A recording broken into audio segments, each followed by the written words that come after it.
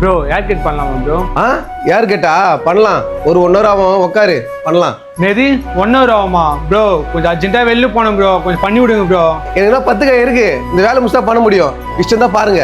என்ன விஜய், என்ன சத்தம்? கஸ்டமர் ஏன் கத்திட்டு இருக்க? அண்ணே ஹேர் கட் பண்ணுன்னு தானே சொன்னேன், அதுக்கு என்ன இவ்வளோ திமிரா பேசுறாரு? நேது நான் உங்களை உட்கார தான் சொன்னேன், அதுக்கு உங்களுக்கு குத்தமாயிடுச்சா? விஜய் எதுக்கு இவ்வளவு சவுண்டா பேசுற கஸ்டமர் கிட்ட? அவங்க தான் நம்ம இடத்துக்கு வந்திருக்காங்க, நம்ம அவங்க இடத்துக்கு போல. புரியுதா அண்ணா? கொஞ்சம் வெயிட் பண்ணுங்கண்ணே, அதை முஸ்டுக்கு பண்ணலாம் சொன்னா கேட்டுக்கு போறாங்க. அது மட்டும் இல்லாம இங்க ஒவ்வொரு ஆளும் ஒவ்வொரு டென்ஷன்ல வருவாங்க. அதே மாதிரி அவரு என்ன டென்ஷன்ல வந்திருக்காருன்னு சொல்லி அவரே கேட்டு தெரிஞ்சுக்கலாமா? வெயிட் பண்ணு அண்ணா. என்னண்ணா ஆச்சு? ஹேர் கட் பண்ணிட்டு எங்க போறீங்க? 10 மணி இன்டர்வியூ போனேன், இப்போ டைம் 9 ஆயிடுச்சுண்ணே. இப்படியே போனால் வேலை கூட கிடைக்காதுண்ணே. அதனால ஹேர் கட் பண்ணி போகலான்னு வந்தேன். அதுக்கு என்ன அவர் அப்படி பேசுறாரு? பாத்தியா, இவ்வளவு அர்ஜென்ட்டா வரவங்கிட்ட நம்மளோட வார்த்தையை கொஞ்சம் தூக்கி மேல பேசினாலே நம்ம கோவமா பேசுற மாதிரி தான் இருக்கும்.